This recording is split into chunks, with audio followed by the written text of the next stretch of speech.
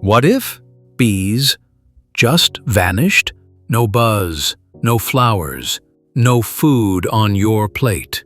It's not science fiction, it's a growing threat. Bees pollinate over 75% of the world's food crops. Apples, almonds, blueberries, and even coffee. Every buzzing trip helps grow our meals.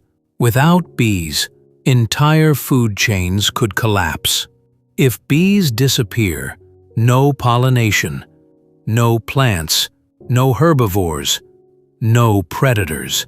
Ecosystems would unravel, biodiversity would plummet, even cows and chickens would suffer, because their food comes from bee-pollinated crops too.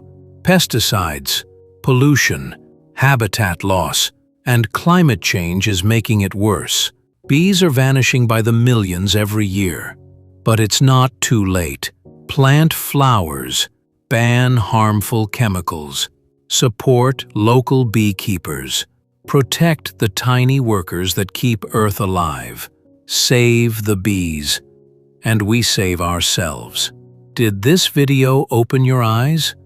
Hit like to support the bees. Subscribe for more eye-opening nature stories. And comment, what's your favorite bee-pollinated food?